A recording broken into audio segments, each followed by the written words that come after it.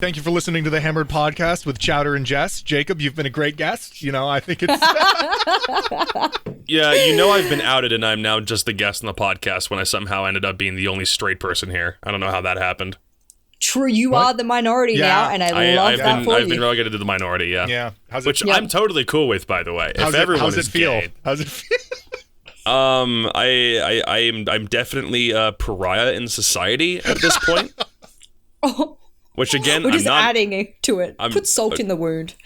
I am the one putting salt in the wound, and I have very good reason to do so. Yeah. Mostly, I mean, yeah.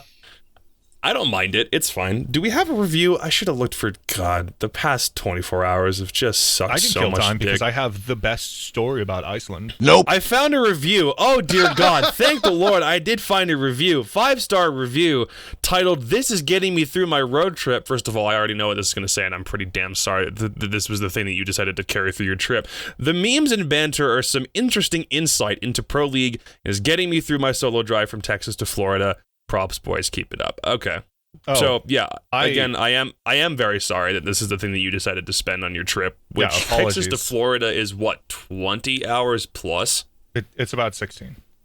Is it 16? Well, I guess it depends on where from Texas, because if you're on the far west if you're side going of from Texas, it adds infinitely from more hours to El it. Paso to Sanibel, that's Jesus. But El Paso is a big trip. I mean, Amarillo is a big trip. Yeah.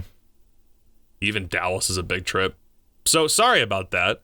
There could have been lots of other things, but hey, appreciate you listening. That means a lot. Jess, it's going from Perth to Alice Springs. Thank you. I was like, could somebody translate for me? Good God. Somebody. There's so many other things you could have listened to, huge. though, because now everyone is now migrating away from the Hammered Cast over to the podcast that Parker and Canadian are doing, 6 on 6. Go listen to it.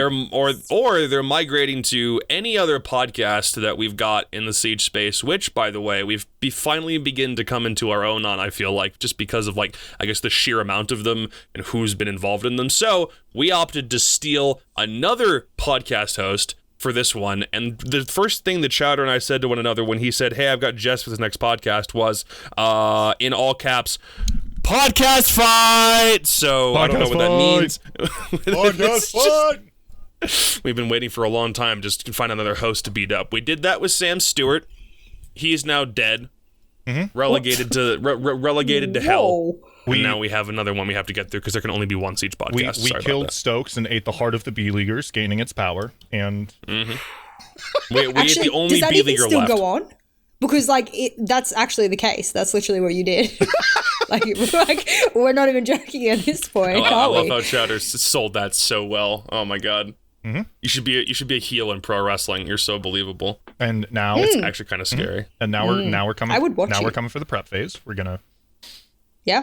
Look, I'll be honest, I haven't done an episode in a little while because there is a big announcement coming. I was waiting for a correspondent from my Ubisoft contacts, and they have to be media trained to talk about certain things, and my podcast is live, so it's a big doozy, right? Like, I can't delay it, I can't do anything like that. I do it live and I interact with the chat, so that's a doozy of a media training that they say they can't really get people involved in, and the questions I had were very specific, so they said, yeah, we would need to train someone for that specifically. The fact that it's live also means that we really probably couldn't do it and everything. And I said, look, if you can't do it to my standards the way that I need, maybe into the future I can do a separate YouTube video recorded off live stream and I'll do it as a separate segment. But for now, this is my flow. This is how I do things. So I'll think about doing another thing. And I've been caught up in some very exciting things and very exciting announcements soon. So I was like, I will leave it until next weekend or the weekend after to start back up again with the prep phase, and it leads in better, I think. So you've put it on sleeper mode. It's a little bit, hibernation at the prep phase at the moment. So I'm glad you guys are filling the gap that some of us, don't have to chuck shit in there between. And yeah, you guys. The only reason this podcast exists was to try to fill B-Leaguer's gap back when that wasn't a thing. So we're just kind of used to that at this point. Well, you guys are good. I'm pretty used to filling always gaps. Keep at it. Ooh, tell them. See, I live for this. What did I do wrong this time, Matt? I'm What? sorry. Nothing. I said What? I'm pretty used to filling gaps, and then looked directly at the camera and smiled. Oh, nice. That's a sex joke. I'm not here. I was like, does he not get it? Are we too sexual for our own good? Like, we just get it instantly?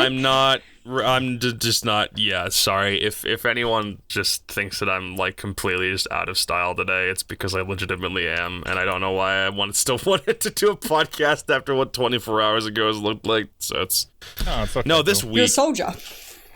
Yeah. I mean, this week's just been fucking crazy for everybody. I'm beaten down, bro.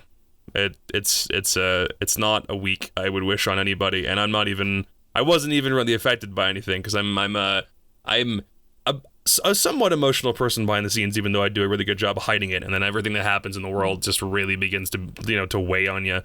But then you compound everything that's happened to me since Thursday, and you just want to die. You just want to die. Well, I can say, though, you are taking it on the chin a lot better than most would. So that is a props to your own character. Oh, I've and already your own screamed. resilience. I've already had my cry. That's already happened. Oh, that makes sense. It's like me. I screamed after SI 2019. I went back to the hotel room. I held a pillow to my face and I screamed very loudly. And Sabos had never looked so terrified, I guess is the word. So we definitely all have those moments where you just gotta let it out. Yeah. Yeah. Yeah. So you let it out. Not technically into the microphone because I am wearing noise cancellation earbuds and I actually need my ears to work. That's fair. Any other time, it's Do you? Do you really? Look, man, I support fellow broadcast talent, and she's been paid far more. She's been paid, period, compared to where I have not. So she's a much more valuable asset to the scene than I am. Okay. Ever. Can I ask a controversial question? Sure. You did CL, yes? Yeah, North American CL. Okay. They weren't quals, they were actual CL. Yeah. No, that was actual Challenger League, yeah. I did practice on some open quals. I wasn't able to do closed quals. That's what I thought. But yeah, no, I mean... North American CL doesn't get paid. The North American CL does not have hence payment. my upcoming question. Okay. Yeah. Okay. No, we all knew heading into it was volunteer work, and to the best of my knowledge, it's probably because there's... I mean, without getting into a detail that might potentially have any complications, I think the short version is Ubisoft has an office that relates directly to European Challenge League, whereas North American Challenge League, we've just all known it was a volunteer effort because there's considerably less investment / communication. So hopefully that's going to change for what the new US CL and Canadian CL look like, but given the fact that we're in the middle of a FACEIT transition, there are some things that I still don't know about the way that CL is going to work out. I just know that everybody who has worked on CL for North America for last season, I'm 99% certain that none of them have been contacted about the potential for doing it for another season. So okay. Yeah. Well, I mean, that goes to the fact that Europe has an amazing T2, T3 scene with all of their national leagues that feed in a Challenger League that then feed in a Pro League. And North America has a bag of dog shit that someone lit on fire that's left on a doorstep. I mean, if it wasn't immediately obvious that Europe has more official support than North America, just look at the channels that both of them were streamed to. Europe had access to the official Rainbow Six channel and the official Rainbow Six UK channel, whereas North America had to use community caster streams. Like, we had to use my channel and we had to use Yuzu's for it because we were the two that had the most Twitch followers. So we're like, you know what, this just logically makes sense from a stats perspective. But instead of getting anything even remotely close to official support, whereas the guys in Europe had channels that I believe both of which have verified check marks on. So Twitch has at the very least looked at them and went, yeah, so this is something that we can verify, and then everyone will know, hey, really cool official premium broadcast. But like, they also had, a better season anyway. They were playing for Pro League promotion. They weren't playing on relegation, but they had, 2 more teams get bumped up. They had some orgs. Somehow they had orgs in their CL. I don't know how that happened. I'm not used to this. It didn't happen in North America. It never happens to North America. I worked for a tier 3 organization that paid me more than it paid some Pro League people. Jeez.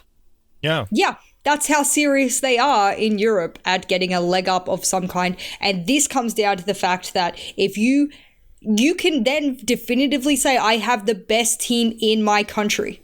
Yes, because you have a tier 3 team that happens to be the best in your country, or I have the second best in all of Italy. That makes me great. Yep. Well, maybe in all of Italy you do, but in all of Europe, that scales down very low, yeah? So I think that investment comes solely within that country alone a lot of the times. Spain as well, like that. Samsung Italy had a lot of money, and they wanted it to be Italian related at any costs. I mean, so that's where it comes down to, I think. Vodafone like sponsors a National League team. They sponsor a Spanish Nationals team, which is crazy to think about. Mm-hmm.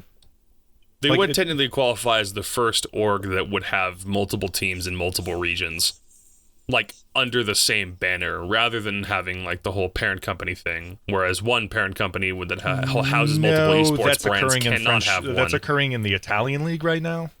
Is it actually? How do you mean? A company that is owned by the Morning Star's parent company has bought a spot in the Italian league. So, having worked with I need to be careful how I talk about this. Having worked with Samsung before, the parent company, also we should talk about the parent managers who manage it all, then went out of their way to say, well, we are now going to buy Tempra. We are going to make Tempra, and we are going to buy these players. I don't know if they bought or they just recruited. Took. I would actually think they took rather than bought out or anything like that, purely because of the fact that there were issues with Izzy anyway. Rumors circling around that there were issues possibly that the team had with the organization, but it was never anything dramatic. So those rumors circled around. I think maybe they plucked them out and made Tempra. I knew instantly. The rule states extraordinarily clearly no one can look at this any other way. You cannot have Samsung Morningstars and Tempra at the same time. So we know exactly what will happen to the likes of Sabos, because I am very invested in his future and have always been and always will be. And I know for a fact that he has to now probably find another team, because you cannot have both. So they would have had to have dropped SMS completely. That means Samsung's not involved in it at all. Right. And now Tempra is the only entity. They cannot, it's the same circuit, you cannot have it. Yeah. So... That was a Ubisoft rule to start with and not an ESL thing, in order for that rule to still carry over to what we have now. And it was always going to be carried over regardless, because no one can have two interests in one circuit anyway. Yeah. So... Yeah, that's fair. I can't really think of an instance where someone has that in other esports, I guess. Yeah. Because I'm trying to think of a circumstance where both Immortals and MIBR existed at the same time in any esport, and I don't think it's ever happened. So yeah, maybe in CS. So that makes me sad about that, because that didn't need to happen that way. I didn't think it would happen that way. They had just picked them up April, March. Let's go with that. March or April, they announced their lineup for Samsung. Yeah, I remember that. Given them no opportunity to grow out of their tier 3 scene, and then just went, well, fuck it, we're going.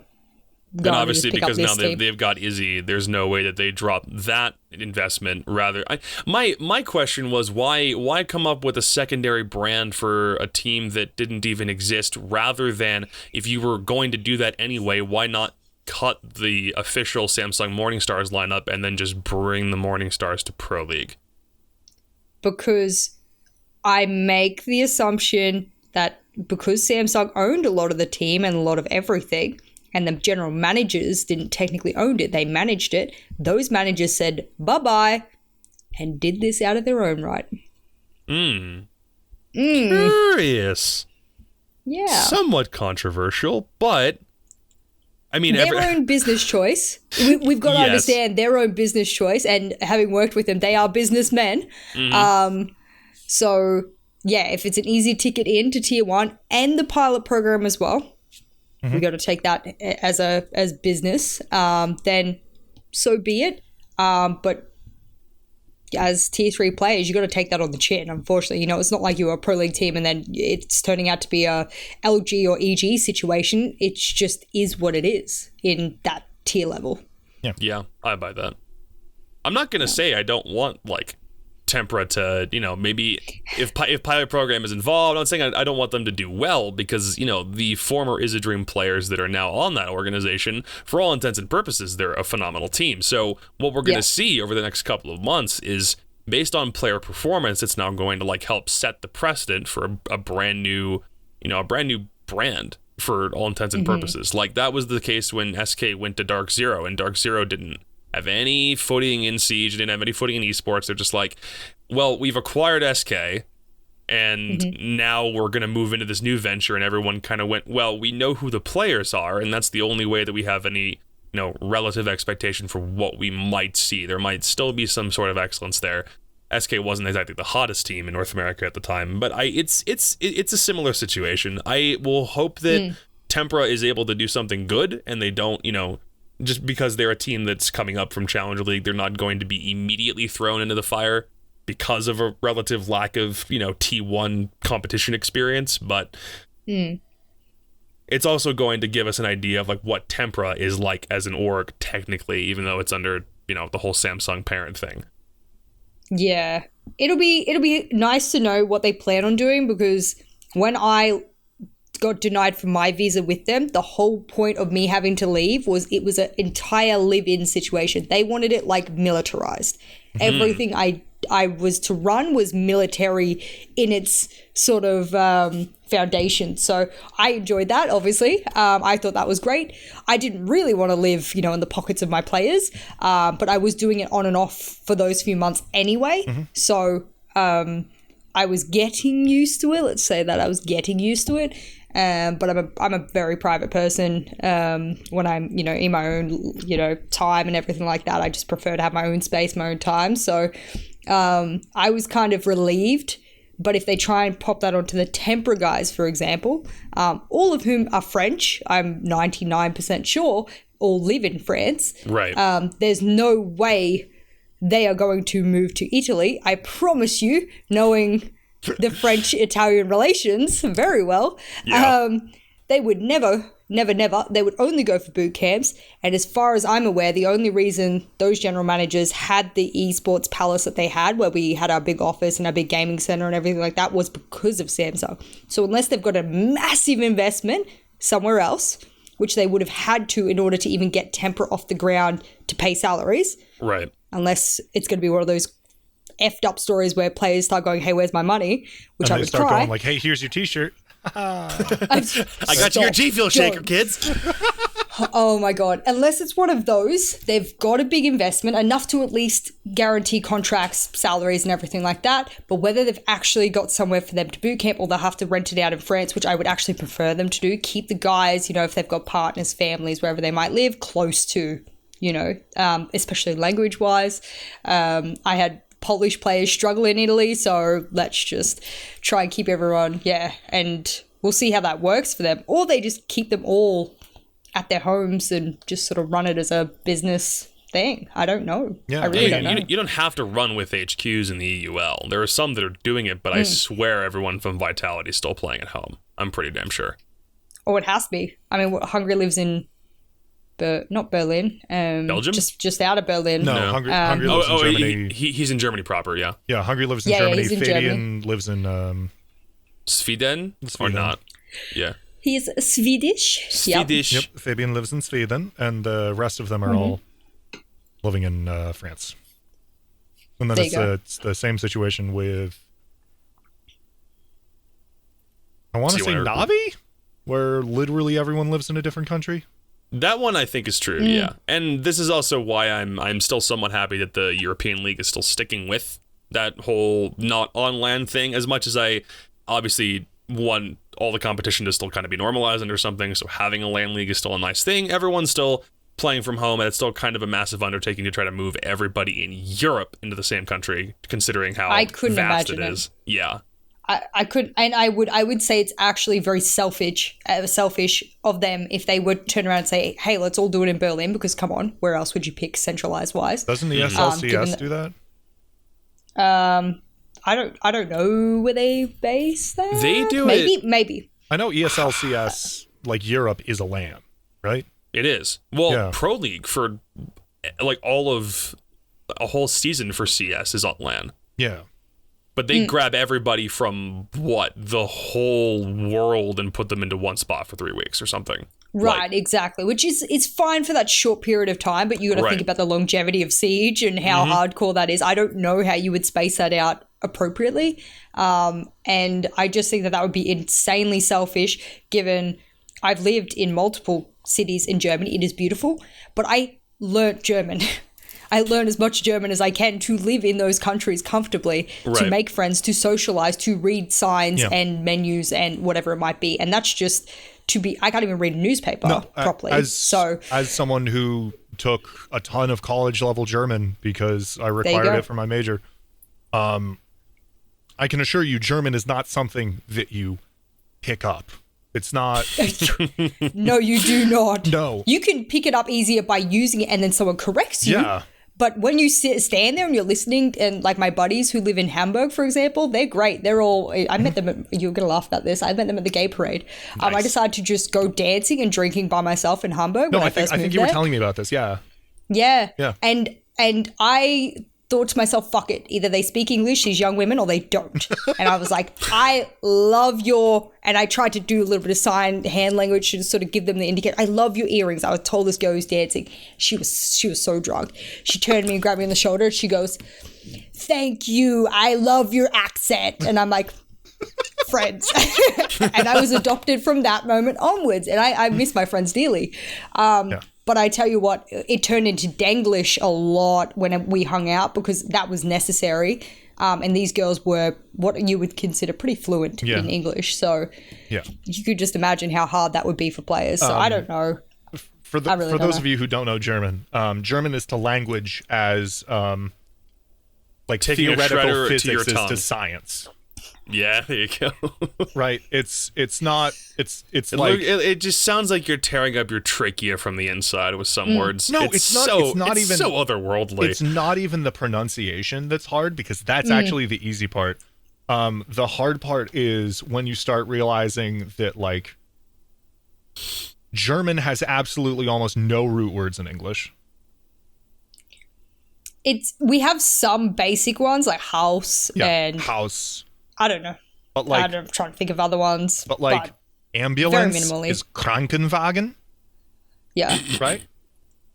But so German basically is just like there is a set order of the way that you say things. And if you do not say those things, your sentence doesn't work. Yeah. No. And there's an order to the way that you can say verbs and nouns, and it's really hard. Of course, English does follow the same sort of rules, so I do understand that this is just languages as a whole, but I think what it boils down to, I suppose getting back to my point so I don't trail off too much, LAN Thank you for recognizing fun. what we do on this podcast, Jess. Appreciate it. Got you. LAN sounds fun. A lot of players, and we're going to call it privileged players, would turn around and say, yeah, we could all just easily have a LAN in Berlin or a LAN in wherever, right? And I would turn around to them and say that's extraordinarily privileged given you don't even, we're not even tier one as an esports salary-wise. Financially, not even EU yet, even though I was making pretty good money. You want to turn around, you want to drag these people out of their family homes or wherever they might be living, because that's where most of them are freaking living. Those who are able to pay rent and everything fully with their salaries are in some of the biggest teams. The rest of them are barely putting savings away. That's just the reality of it. People are not taking away what they say they're taking away. I do want to be very clear. If a team turns around to you and says, I'm making 4,000 euros a month, they're fucking lying to you. That's the sadness of it, is that not a lot of the teams make those kind of wages per month. They tell people they do, but the sadness is that behind closed doors, that is not the truth. So obviously with the pilot program, which is great, and having been part of that little bit of a nice little profit that I made from it, that gives you good amount of money on top of your salary. So that makes it very livable. But if you don't get good sales from that, if you don't get good, that's why everyone tries to market it hardcore. Orgs try and market it hardcore because they obviously take their cut, and then the players and the support staff take their cut.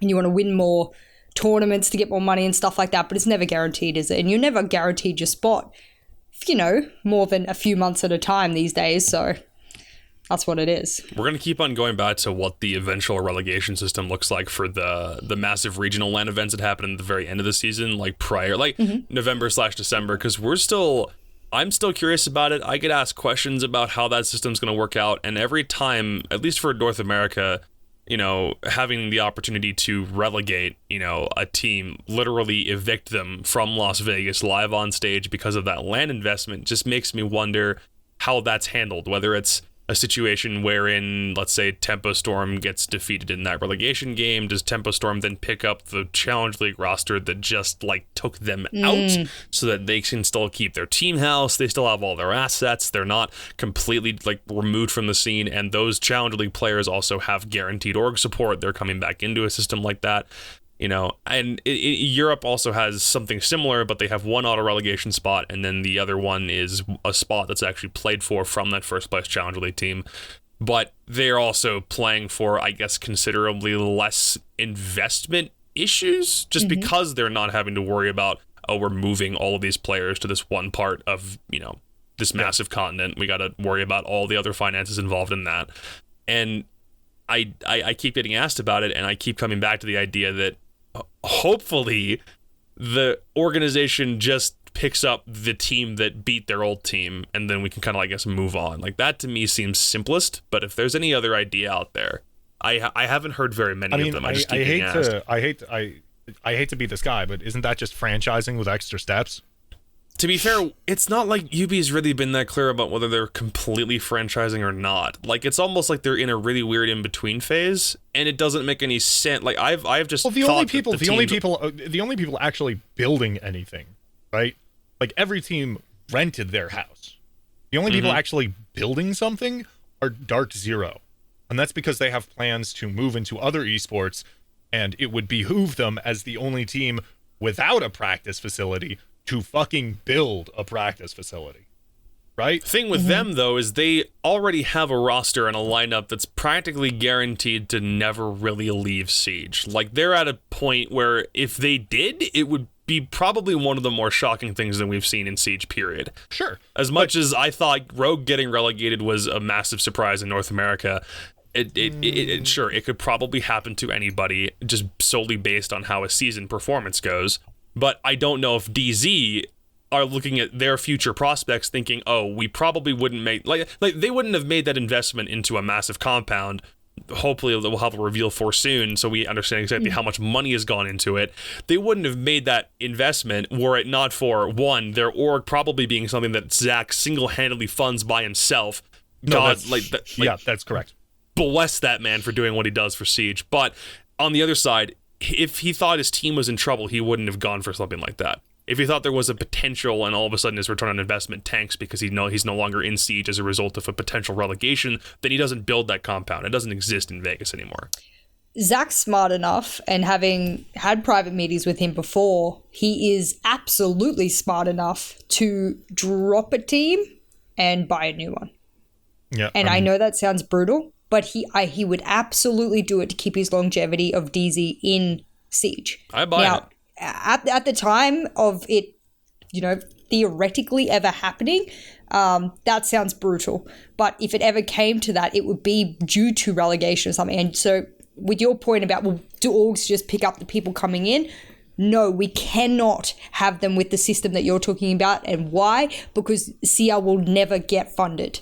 If we keep going down this path of weird semi-franchising that you're sort of insinuating might be what occurs, and maybe the orgs then have to pick up the ones being pushed forward into Pro League from Challenger League and so forth, then we are constantly going to be having bedroom dwellers, the only ones who can even make it into Pro League, who live in their mum's basement. And I know that's me being super brutal, but that's the only people that can afford to put that much time into Challenger League to then escalate themselves without an org, without a salary, without payment, without living standards that would be required to put full time into Siege. So you want them to, what you're saying is is if it happened the way that you're insinuating, then any org that picked up a CL team knows they'd be fucked off.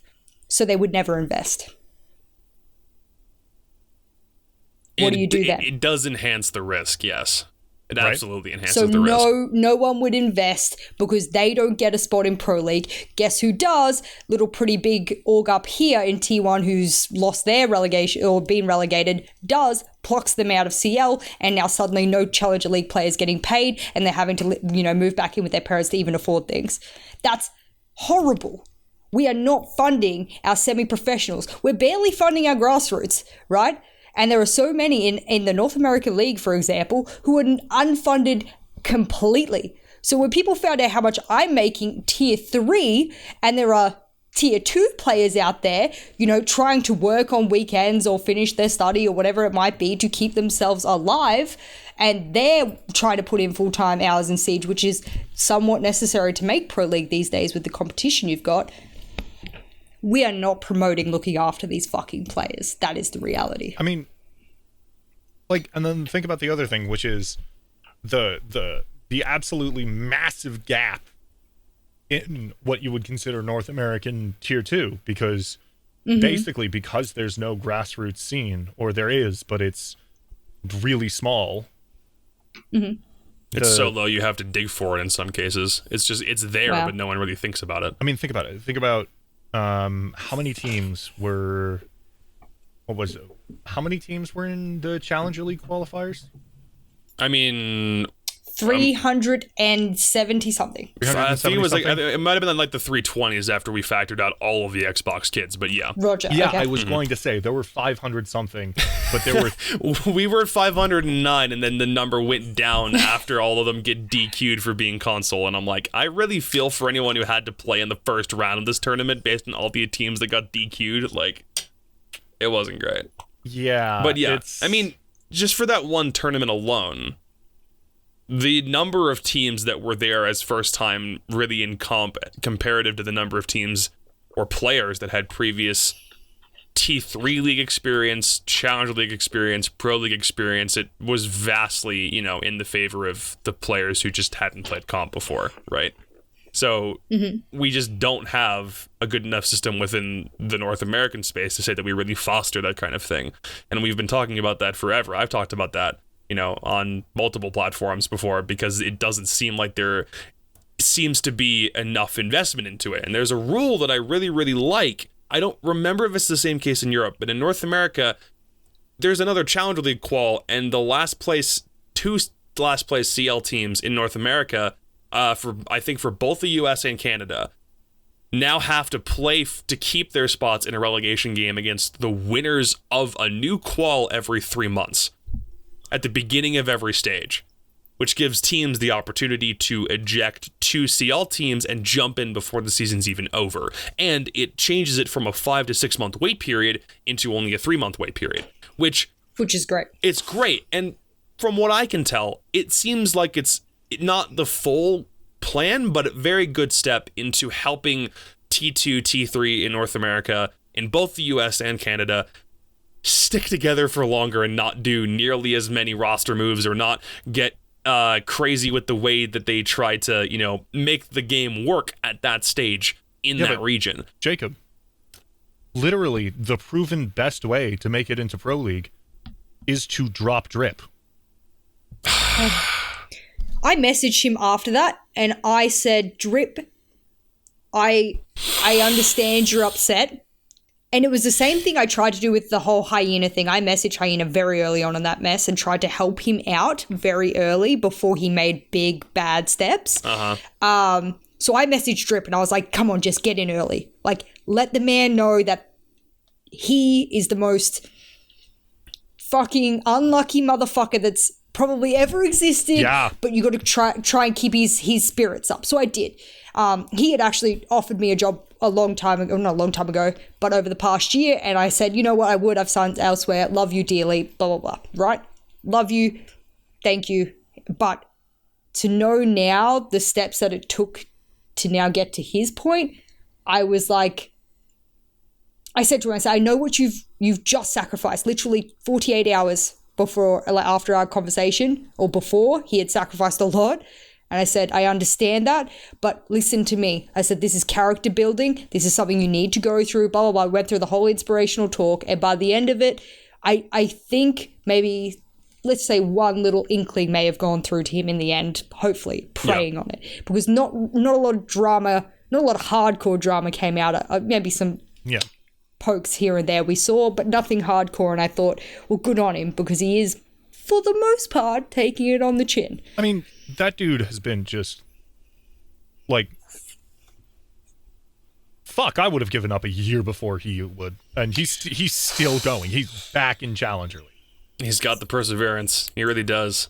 Like, shit. I ran into a very interesting scenario with Drip. I haven't really ever spoken to the guy in person, but when I did an interview with Nyx about 2 weeks, week and a half ago or something at this point, there was a point where I'm like, okay, we're talking to Nyx. This has already kind of been ousted before DG even made an announcement. I got to finally break news, technically, even though it wasn't news anymore. It was something that everyone already kind of like had figured out. I have a really good relationship with the guys at DG. I forget, it's not their CFO, but one of their chief staff members literally lives 10 minutes away from where I live. And we grabbed a burger at one point before Invite, or was it after Invite?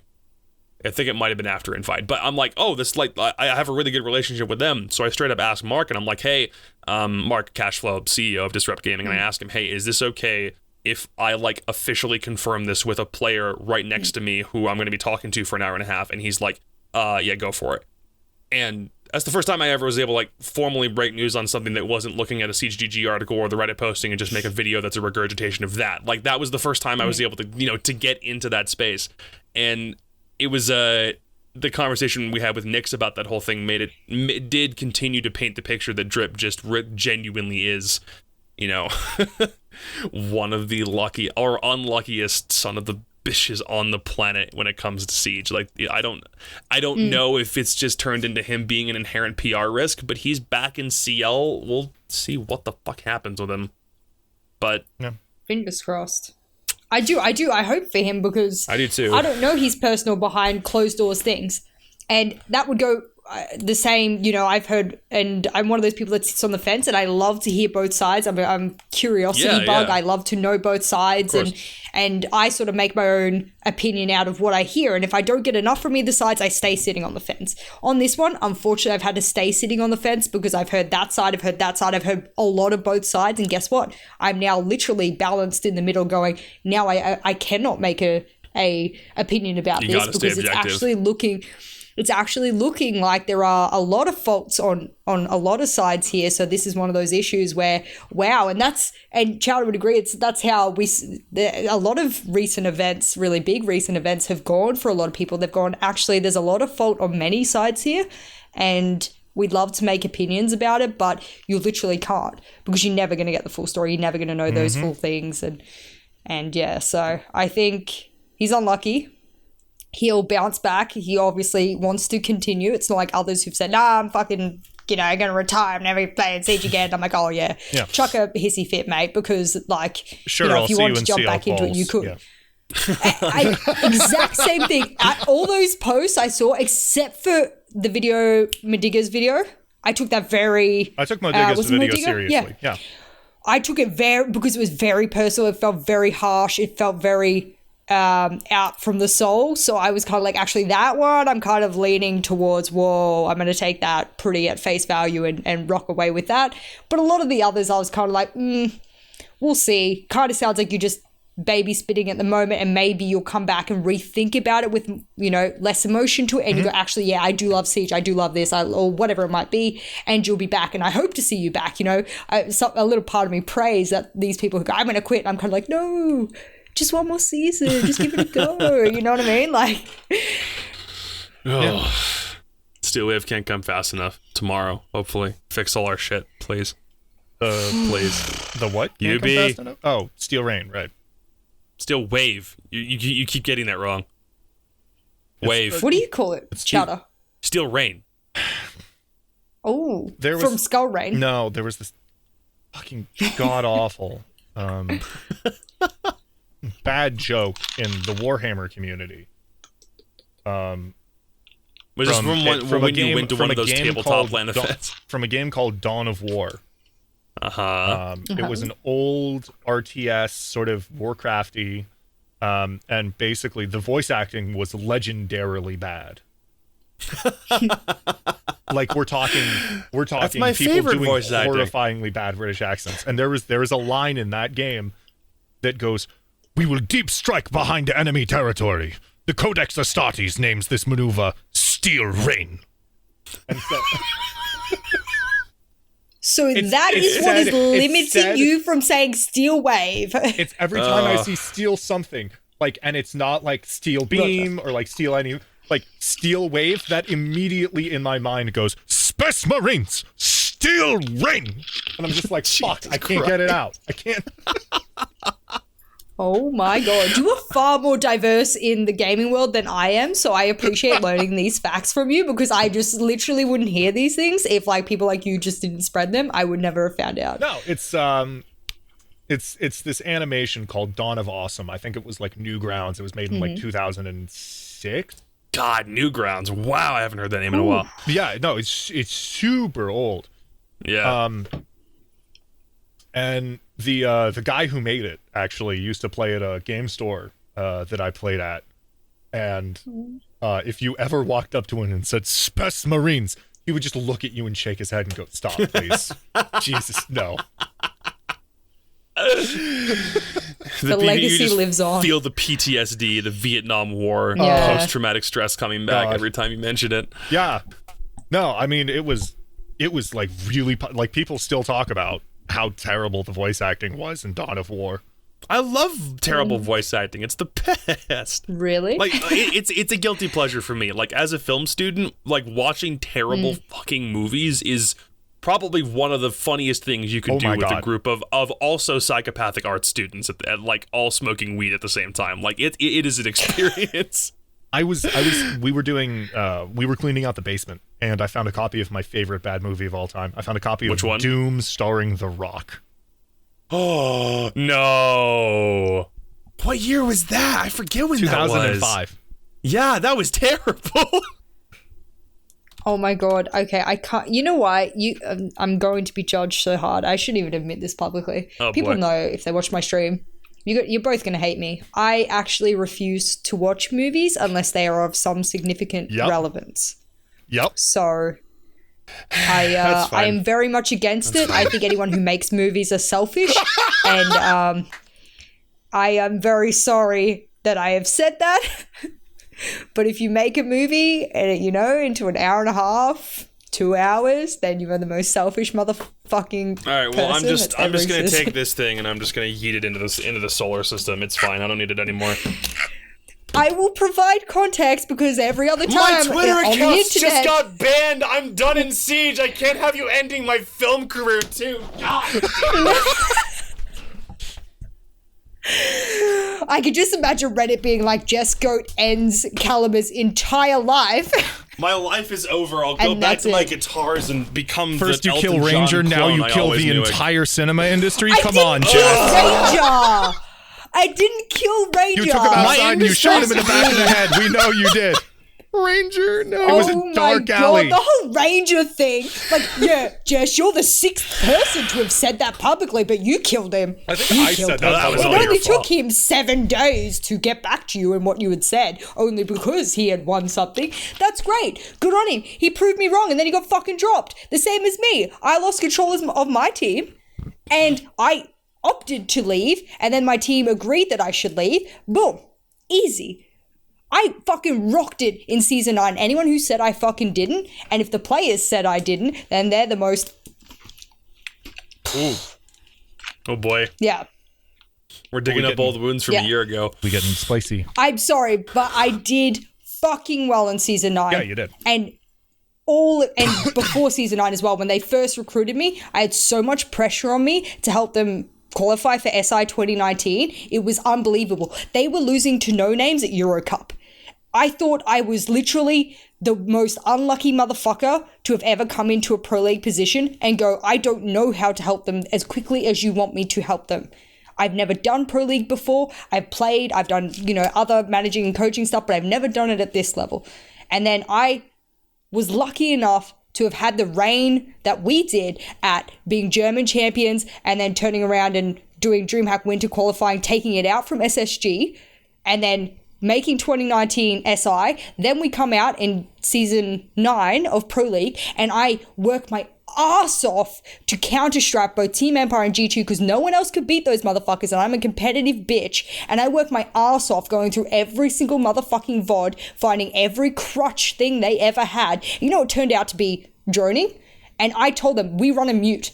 I said, every single map, we run a mute, and I want it on every doorway. And they go, this is weird. This is silly. We don't have this on our strats. I said, I don't even fuck what our strats are. You run a mute, you put them on every single door, and that's the end of the story. And you play together with crossfires for the refrags. Guess who beat the undefeated Team Empire? You know what I told them for G2? I said their crutch was waiting for peaks for 45 seconds every attack round. Don't peek, wait for them to come in. They're not used to planting. Guess who beat the undefeated G2? Now, anyone who said I was a bad coach, go nuts. That's fine. If you think they're paid to kick me, go nuts. That's fine. They also kicked the one person who complained about kicking me as well, but, that's fine. So, I do want to put that out there, that I worked fucking hard. And in the end, I did stop working hard. I will always admit it. In the end, before DreamHack Valencia, I said to Panda, I want out. They said, we would like you to finish the season. I said, fine. I'll finish the season. The boys turn around after DreamHack Valencia and go, we're going to get rid of both Jess and Sabos. And I'm like, you just begged me before the boot camp to stay, enemy. And now you're telling me you're kicking me? I'm like, all right, that's fine. I wanted out anyway, so here's my free ticket. So that is the whole story. And anyone who wants to turn around and say it's not, that's fine. But screenshots exist, and that's why they said that they were under NDA that didn't exist, and that's why they couldn't fight back. That's because I warned them that screenshots exist, buddy. So everyone kept their mouths very quiet, didn't they? And everyone kept it really civil. That's why. As someone who was in the room when Jess got that phone call, You were there too. Yep. I can confirm that, literally all of this is true. Chowder knows out of everyone, I am the last person to lie because I have so much going on in my life, you have to remember it. I have the memory of a fucking goldfish. This is why I screenshot everything, or I take a photo of things, or I put it in my calendar with a fucking notification alarm. This podcast, for example, I have a notification alarm 3 hours before it because I would have forgotten. Why? Because I don't give a fuck about having to remember lies.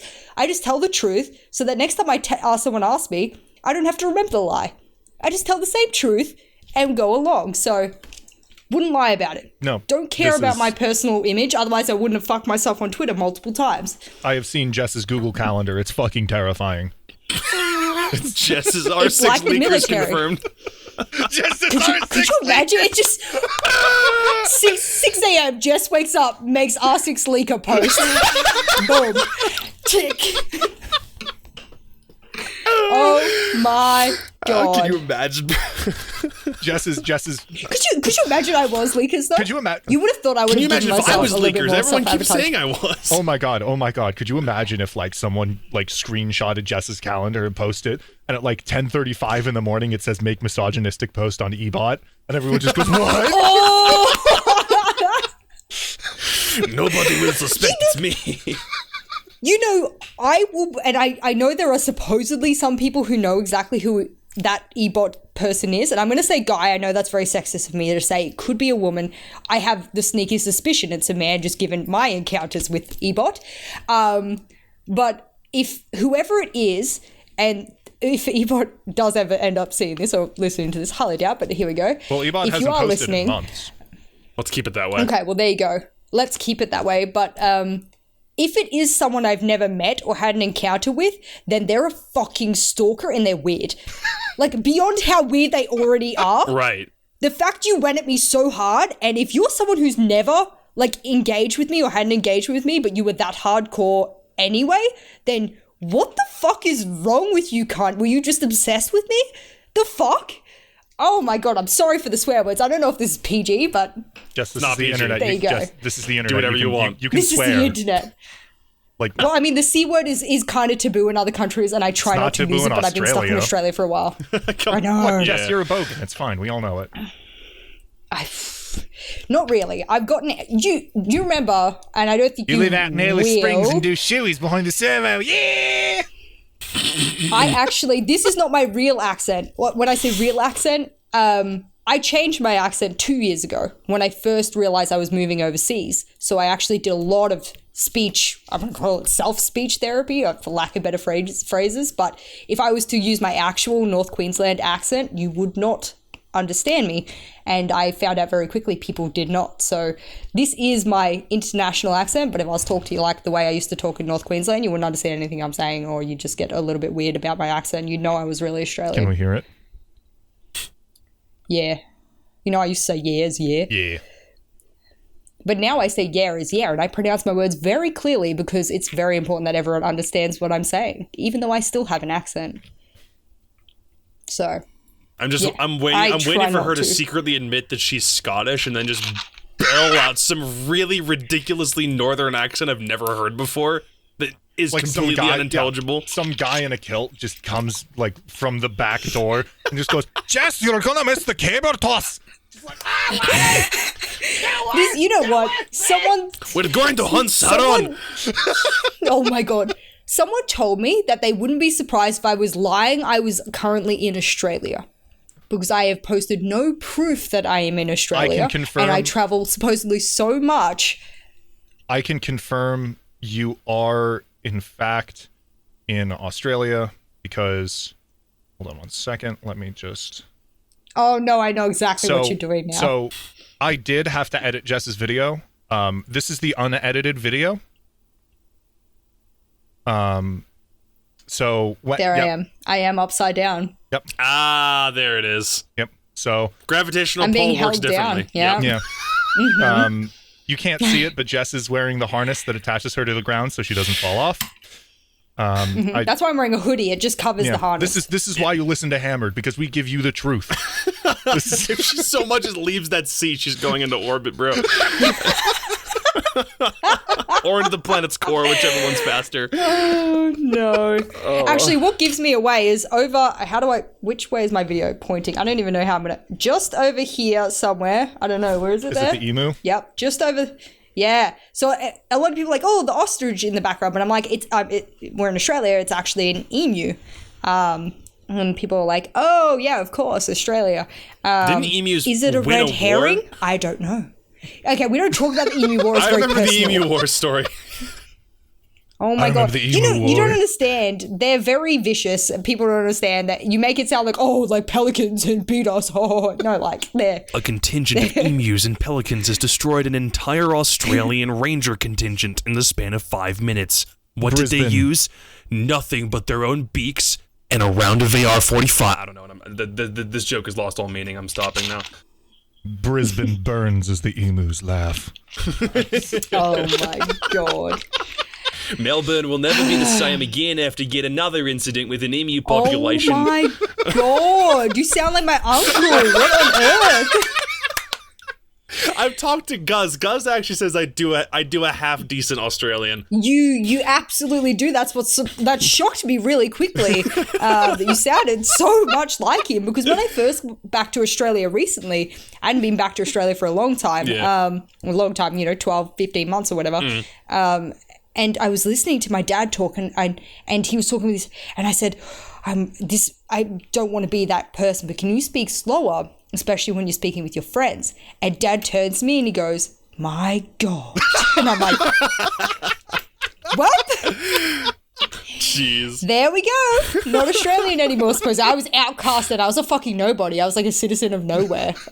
Oof. But I caught it back very quickly, so yeah. Supposedly.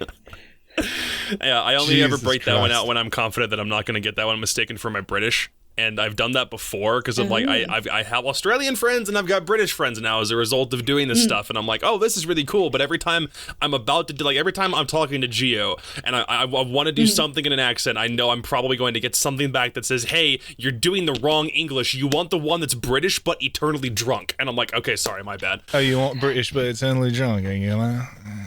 Oh.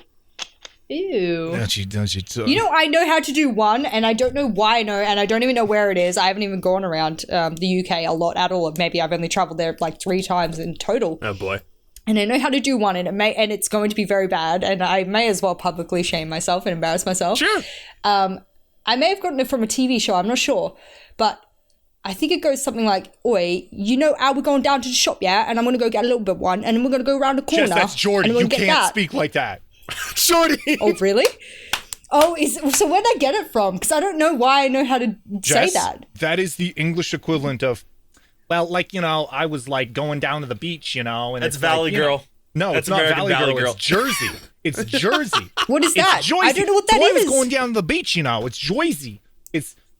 I got a coffee. It's Bostonian, but on crack. Okay, all of Chowder these words Jess, are you're foreign speaking to like me. British Snooki. Oh, I love Snooki. She's cute.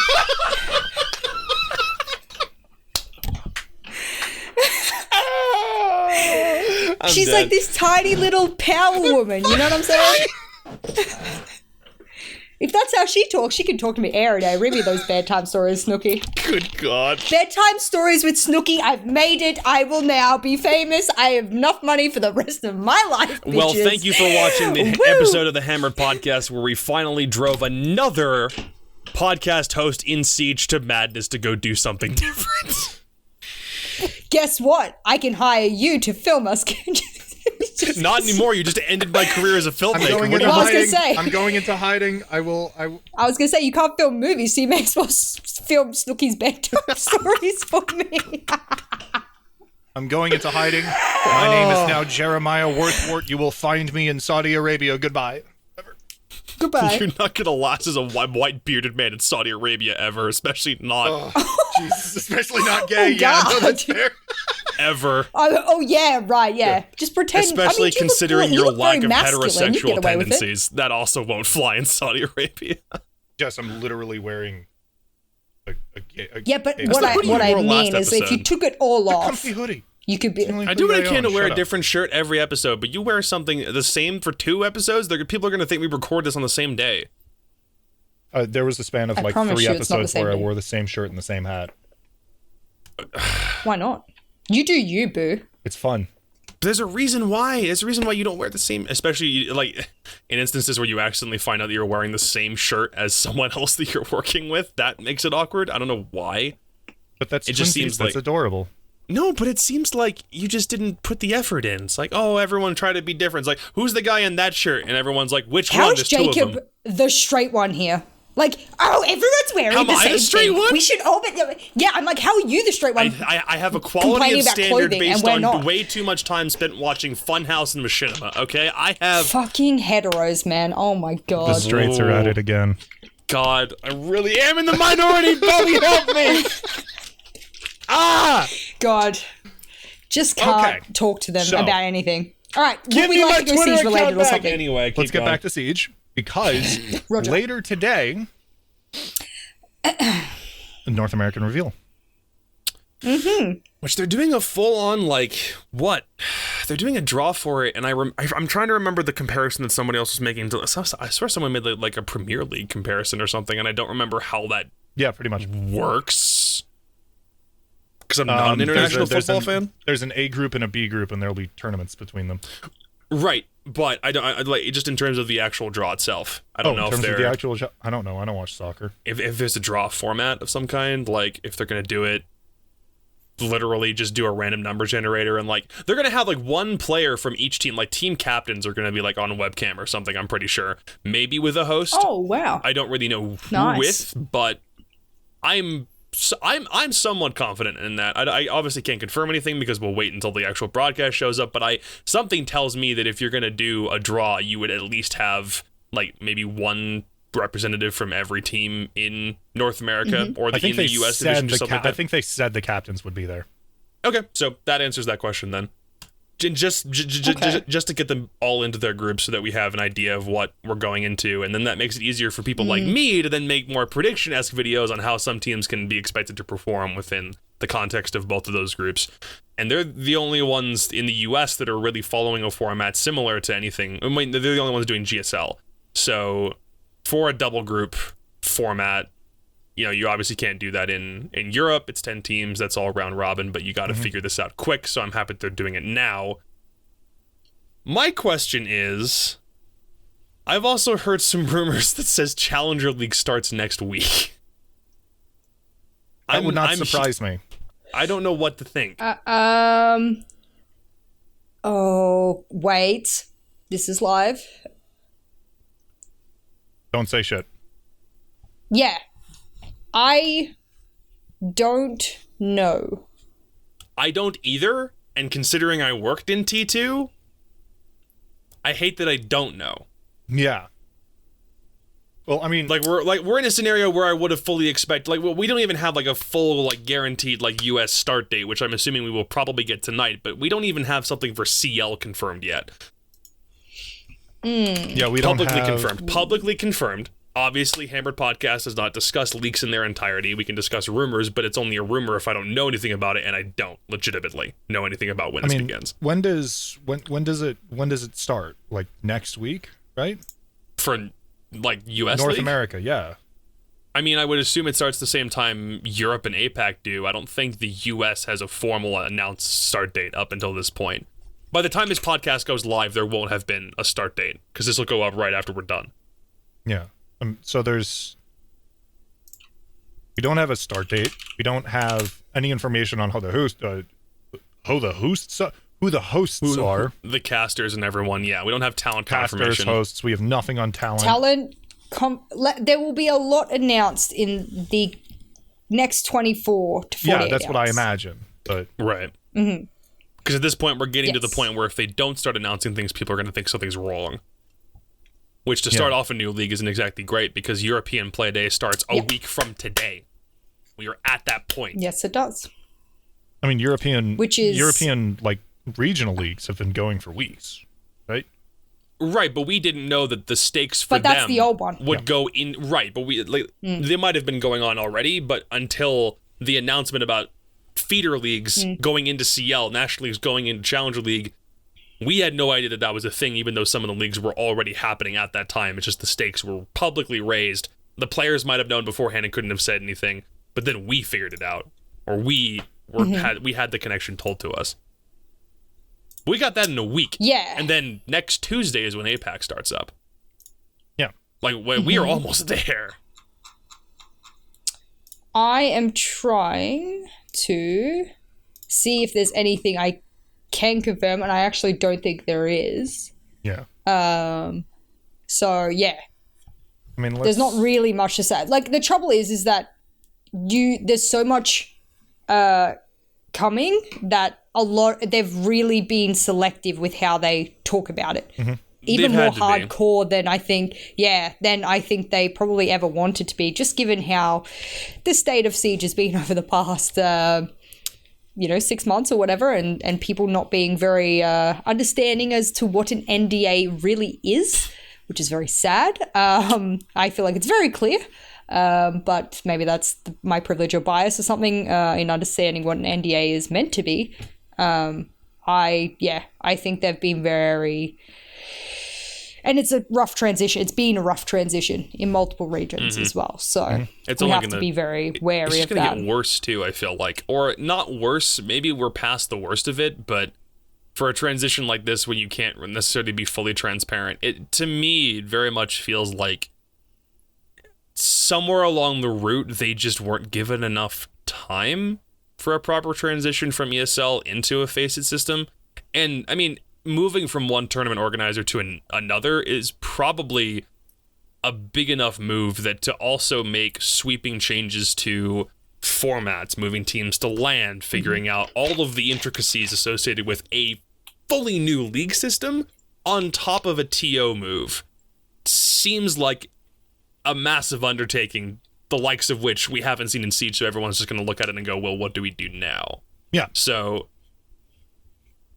FACEIT very slowly, I don't want to say that their reputation with the Siege community in some respects has gone down. It's not, I mean, to the point that I remember people saying, oh, hey, I already missed the way that ESL did things. Granted, yes, you're used to a way that ESL might have worked within Siege, or might have done qualifiers, or had practices that seemed very, very familiar to the Siege scene at large, because that was the only thing that we knew before. And now we're going into something different, and people have already started to take FACEIT's reputation kind of through the mud somewhat, because it's a different thing. Everyone's already very resistant to change. We're humans. It's how we operate. And everything from this transition period, we obviously all should have expected it would not be perfect. If anyone wanted everything to be completely set right, ESL's out, FACEIT's in, then it was already a ludicrous thought. There's no way everything was going to be completely seamless end to end. We were going to have some hiccups and some bumps in the road, whether it be the way the Challenger League was going to work out, whether we had qualifiers working in a different way or not, whether the formats for leagues all being different was something that irked everybody. This was always going to be a thing. So if anyone wanted everything to be completely perfect, it's like, oh, we're moving to a different TO. It's not ESL. We've heard things about ESL Poland. Some of the people who worked for ESL said that they don't like it. They're not with everybody anymore. Hoorah, congratulations, FACEIT's here. They're going to save the day. No. It's not how esports works. But they've already begun to gain a reputation that just... It seems to suggest that they're already unpopular with Siege as a result of things not being nearly as clean. We're probably talking about the most recent qualifiers and everything like that, and both the layout and the communication and those types of things, which I've seen floating around. I make the assumption that that's the things that you're referencing. That's a big one, because that's when, I mean, up until I was on social media, that was what everyone was talking about. Like, everyone is using that as a method of expressing frustration over a system that, it's like, well... I don't remember exactly who it was, and I don't mean to call anybody out by this. I'm using this as a general example. It's not meant for anyone specific. I saw someone say qualified for Challenge League 3 times, 3 different qualifiers, 3 different teams, 3 different formats. So they have already gone through an experience change. It's not been the same thing. It's not the same simplified system. That kind of thing. Mm-hmm. So I do want to, I guess, for everyone's little PSA kind of thing, the reason there are issues between TOs is that you cannot, and I don't know whether or not this is policy or actual legality behind it, you cannot copy ESL's rule set. They have ESL's rule set is trademarked or copyrighted or whatever the specific legal protection is. That you cannot wholesale lift it because it is their intellectual property, and thus it would be theft. There you go. So some IP related thing was when I questioned it as well, because I was very curious. That was the answer that I got, was that, well, it looks like we made a mistake, but it actually was not a mistake. We had to work out which bits we could or could not have, and therefore run forward with our version of how things were to go forward, etc. So I don't know whether or not they made that very clear.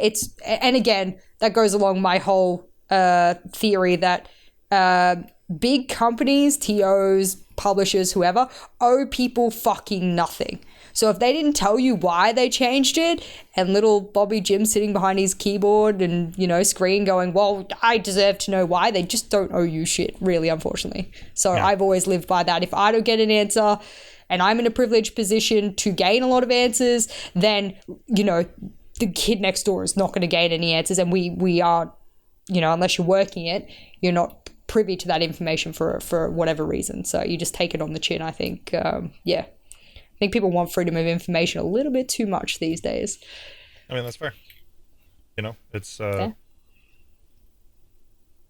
question that we really have to ask, which is, how much of what FACEIT's doing is because of FACEIT's internal policy, and how much of it is because, legally speaking, they can't do the same shit as ESL. So does ESL have, the rights to have Challenger League casted? Is that...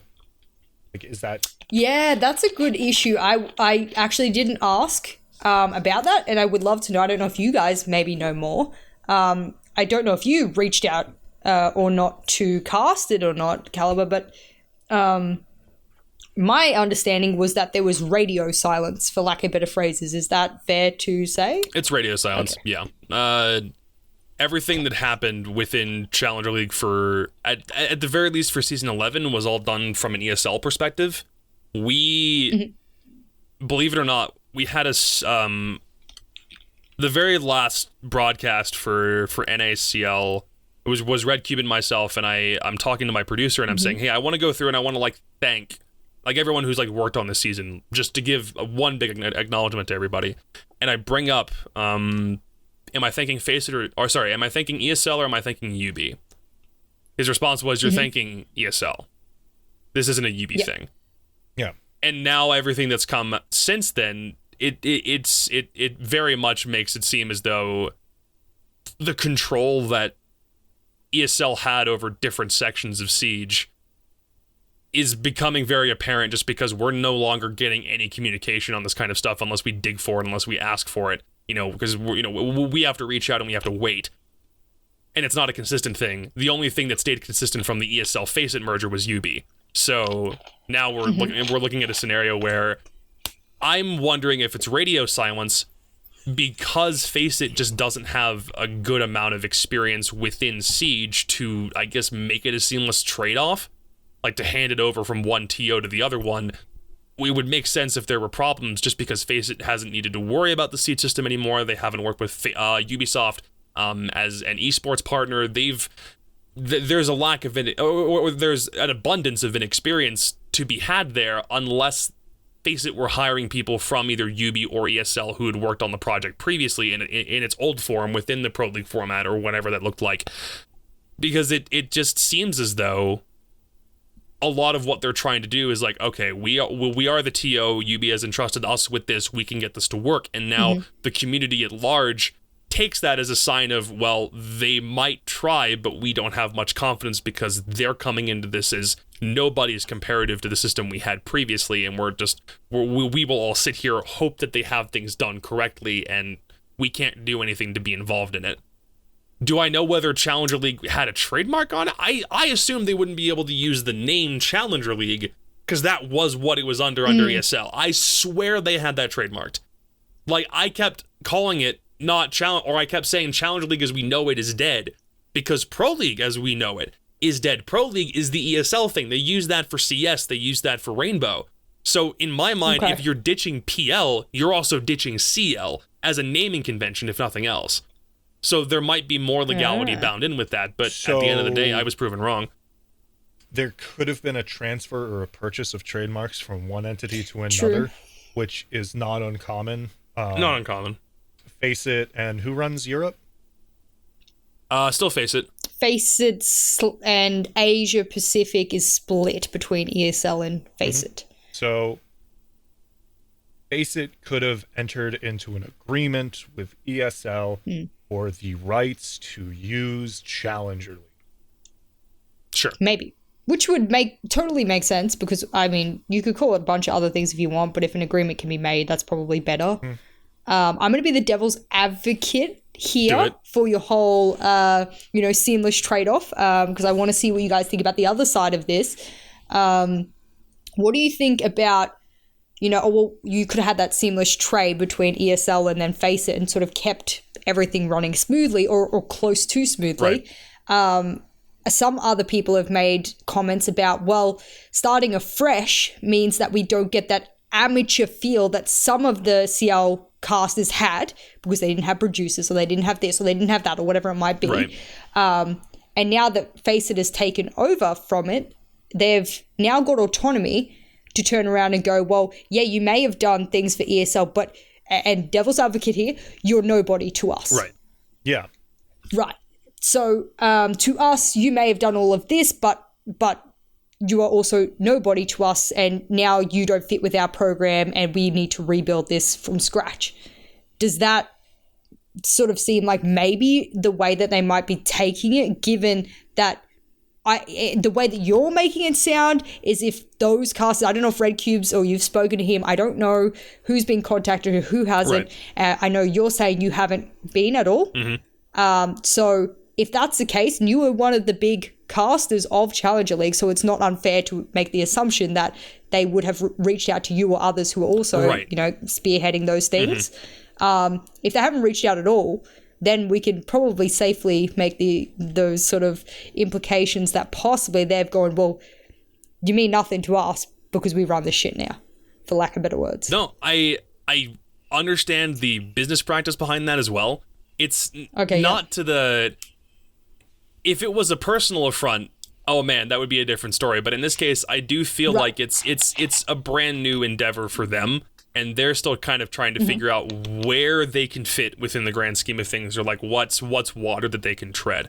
And in their context, if they're the ones that have taken over things like T2 and CL, they don't really have a reasonable expectation of who's constant, I guess. You can probably look back at like previous seasons of, official Ubisoft or ESL sanctioned competition, which is really only Pro League and Challenger League in the old system. That was about it.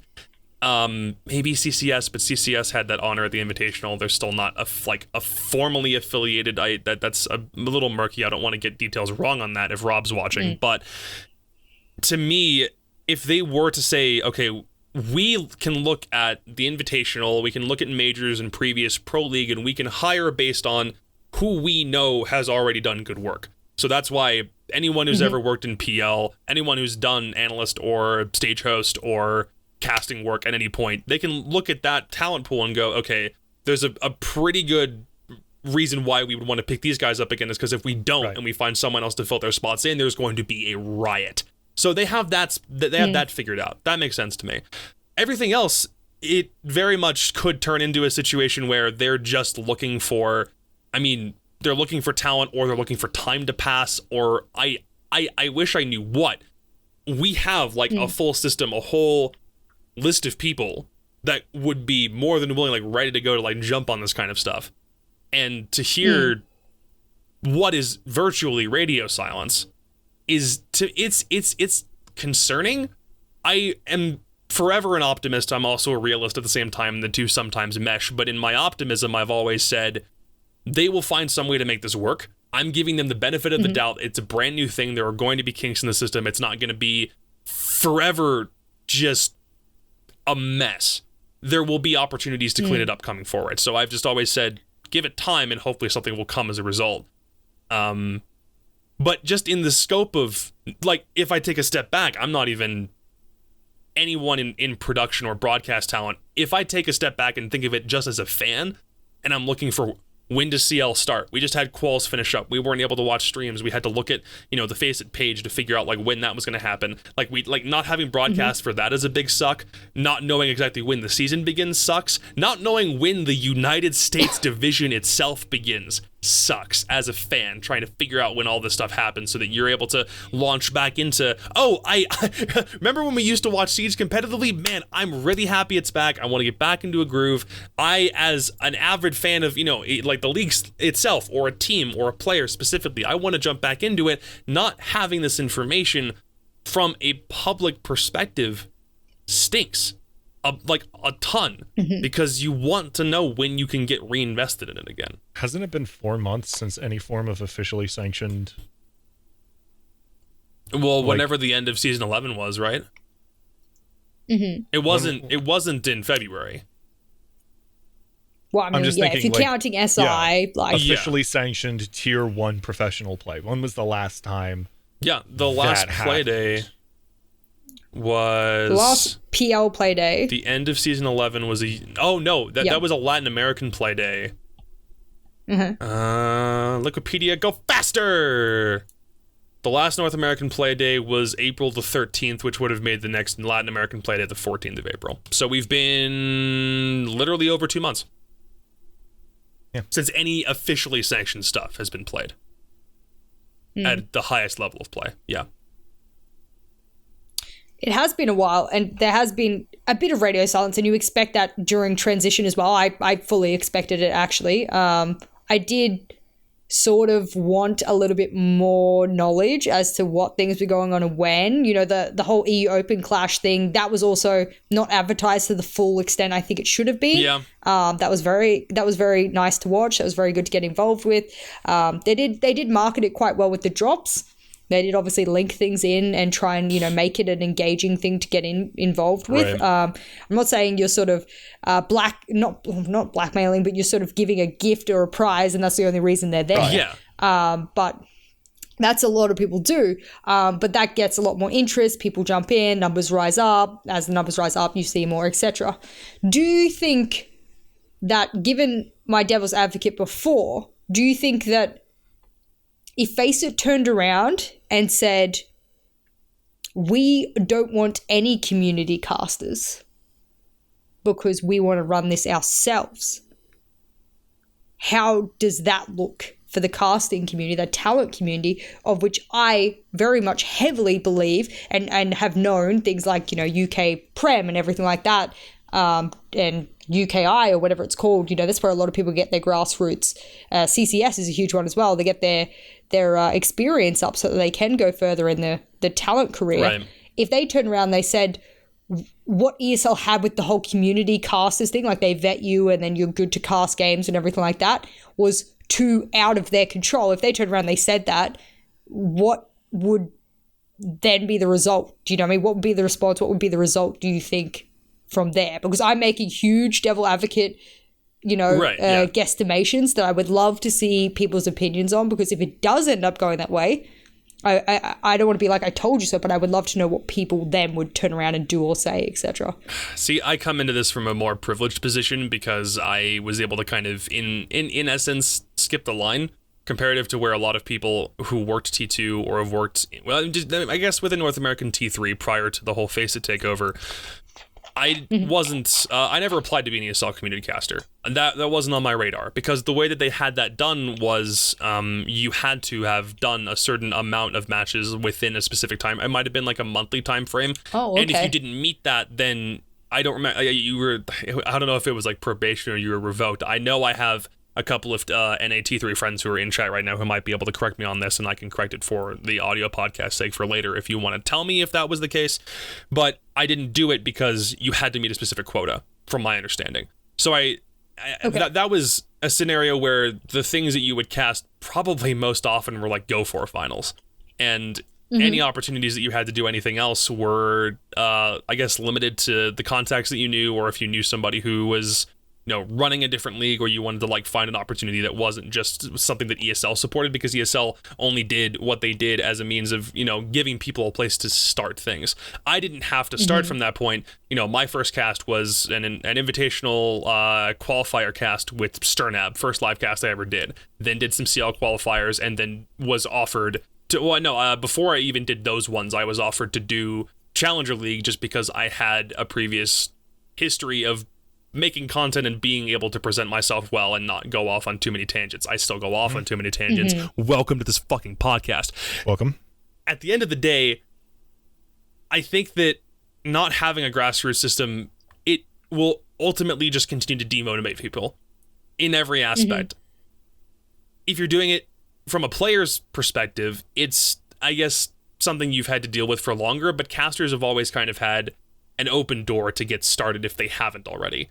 And not having that initially to start with the FACEIT transition, I was expectant to just not have anything from a community caster perspective. But there's a difference between the people who have only done Go Fors and kind of like do it for fun, perhaps don't want to take things seriously. And there is a separation between them and the people who have worked in T2, who have done things more official, like that have had, shout outs or connections with people who have worked with Ubisoft or ESL or people higher up the industry. There's an obvious separation there. So for FACEIT to open that up to everyone again, I am hoping for it, because the thing you do for tier 2 and tier 3 is you open it up to new talent, to give people exactly what you said, an opportunity to get their foot in the door and begin from somewhere. Just having a place to do that, a place where you can go, can I cast Rainbow Six? Punch it into Google and you have a result. Then that just tells people it's not a completely exclusive club, because it shouldn't be. It shouldn't be something where only the few qualified or clouded, in my case, people are able to jump into an industry like that. I've wanted to do this because I wanted to foster and work on a completely different skill set that I didn't have 6 months ago. But for people who aren't nearly as privileged as me in this scenario, and I recognize I am privileged, it looks like a massive roadblock. So, can that happen at some point? Yes. Do I want it to happen? Yes. Will it? That's ultimately in FACEIT's control. It's interesting because I have a lot of questions about it as well. I'm a huge grassroots community, supporter, all the way down to CCS, obviously the CCSW thing as well, but that's a whole other area of grassroots. And then all of the other CCS. I mean, I've been watching stuff since, I don't know how many years of Siege, Yeah. I've been casting things, way back in Australia in 2018. I was doing fucking cyber gamer ladder casting. I was casting those games, you know what I mean? Like, that's nothing, in the world of and then scheme of casting things. So absolutely, I agree that the grassroots level is very important. I wonder though, given, I want to be careful how I say this, and I think you would agree, how it kind of devolved in the end. And I don't want to say evolved because it kind of did devolve in the end to it being very clear who had observers, who had some production skills, who had whatever it might be, and who did not. Right. And so the devolving being the other side of that.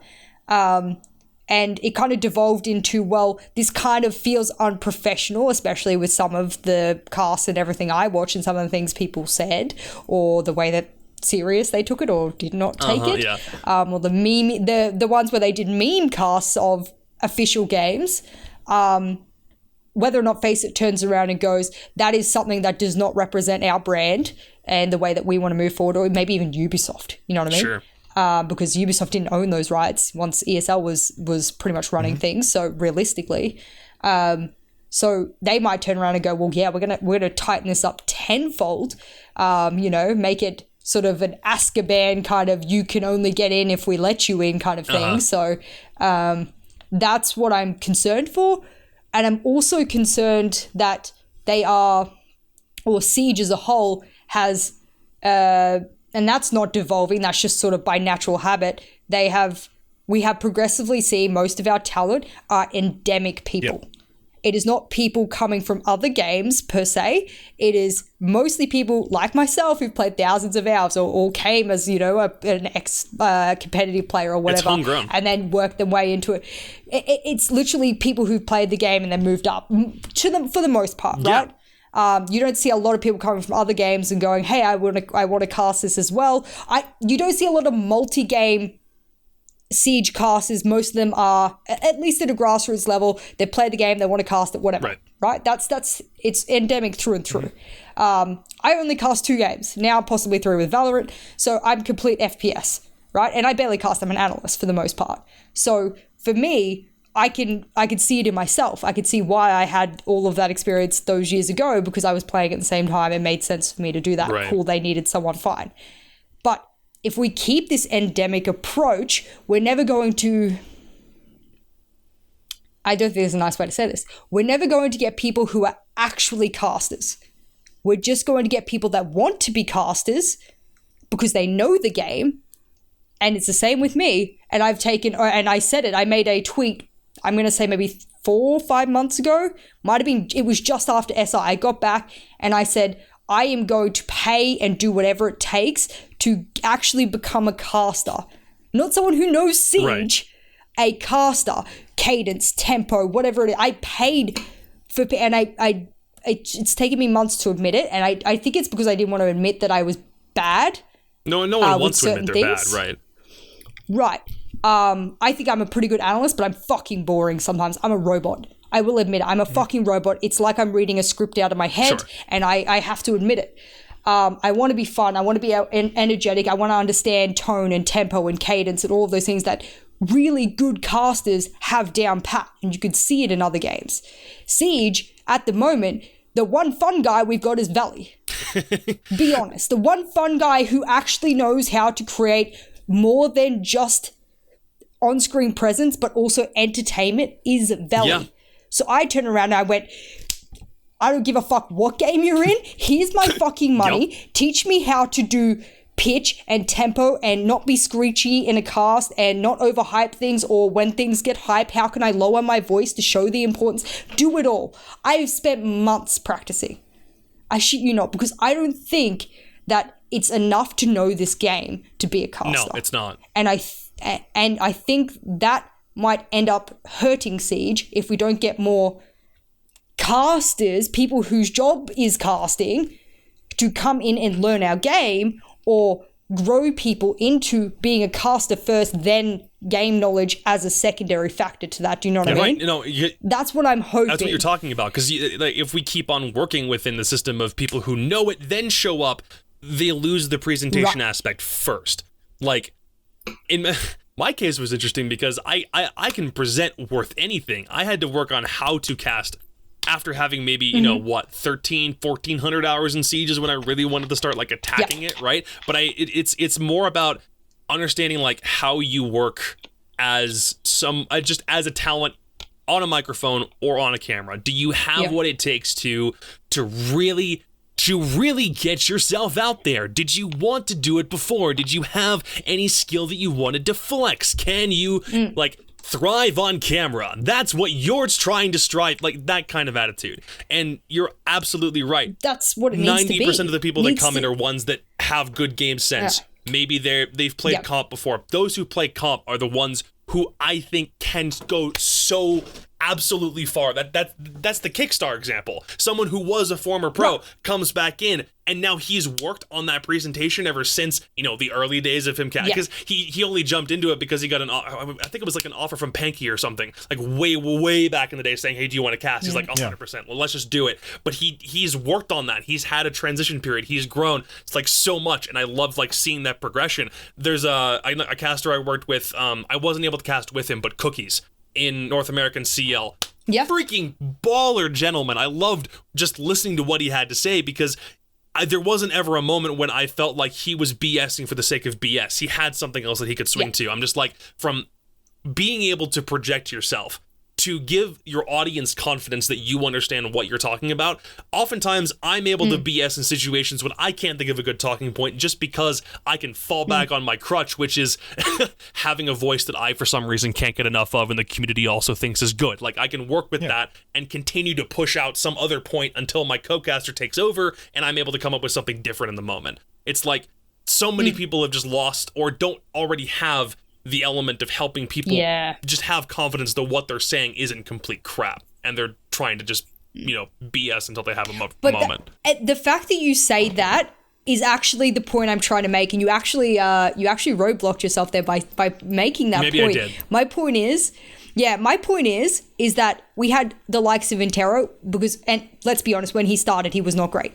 But none of us were great when we started. Let's say after a very short period of time, because of the way that he has great charismatic casting skills, he became far more believable than many others who have that immense game sense and were never bullshitting. This is what when I went back and I watched my analyst desk segments, I thought to myself, guess what? 2% of people who watch me right now understand what I'm fucking saying. That is how high the skill ceiling is in this game. And if I can't make that entertaining, or I can't talk about that in a way that, I don't know, drags people in to want to understand what I'm talking about. Yes, some things are going to be very complex, but I can also talk about more easier things, of course. But if I can't do that in a way, or present that in a way that I can bring people in, of which the 98% of the rest of the fucking audience does not know what the fuck I'm saying, it all looks pretty, I look smart, but we need to get off our pedestals in the talent world. We need to stop gatekeeping this fucking game. And if talent thinks that everyone needs to be a fucking superstar at this game, or understand it from the top down in order to be a good, like Veli before he started playing Siege recently, like he said the other day, had played 3 hours of the fucking game. He probably had no idea you could make a vertical fucking hole under CCTV to be able to stop the bandit trick or something. You know what I mean? Yeah. Basic things those of us would laugh if someone, didn't understand, right? So you've got someone who comes in, he's been put on an analyst desk with less than 100 hours in this game. Right. All right? I was very critical of that to start off with, because I thought, what the fuck? Analysts are meant to understand the game. Right. Guess what? We can have those people with great intelligence on the game, great intellect, great game sense, game knowledge, all those kind of things. But our game and our talent is boring.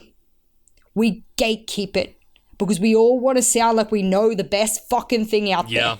And I have been a perpetrator of that on multiple occasions, on multiple desks. I've turned around and I've said all of my lovely, great knowledge, which is what they pay me for, or at least I thought they paid me for.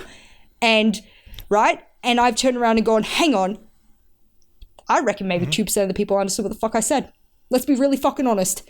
I'm gatekeeping. I'm being a privileged bitch by doing it in this fashion. So when you saying, well, people need to know what now I disagree. I used to think that as well. Sure. I used to very much think that. But now I look at it and go, no, because I watch it back and it's fucking boring. That's the sadness of it. We don't need endemic talent per se. What we need is talent. Full stop. So that is it. On that note, the talent for North American League just got released. Caramba. All right. What are we looking at? Oh, can you put it on the screen for everyone to see? Yeah. My boy Jesse checkmated. Let's go. Let's go. Can you put it in? I don't know why I can't find it. Yes. Hold on, Chowder. We have a scene for this, right? We have a scene for this. We have a scene for the 4-person, not for the 3-person. I'll just do the 4-person. Who cares? Yeah, no, throw it up totally there. Can I see things? I can just do this. Hold on. Wait. We've always had to jerry-rig this on the podcast every time. Oh my god, yes. Okay, I see it now. Let me open this up. Let's go. I am so down for this. Jackie Jing as host. Woo! Let's go. I have Number no one, complaints about that. Slightly concerned because I think I know last time I spoke to Valley at SI, he wanted to be a host, number one, but that's okay. Yep. He's being put into an analyst role alongside Jesse Chick. Makes total sense. I am absolutely all for that. The good thing about that, it actually proves my point. Here we go. The good thing about that is Valley will know nowhere fucking near as much as Jesse, right, about the game. And, right? And Valley will balance the desk like a boss-ass bitch. I'm ready. So, great. Stokes, obviously. The Intero kicks, I knew about that ages ago. I mean, he's fucking... And Blue, of course. So, Blue and Stokes, they've been a pair.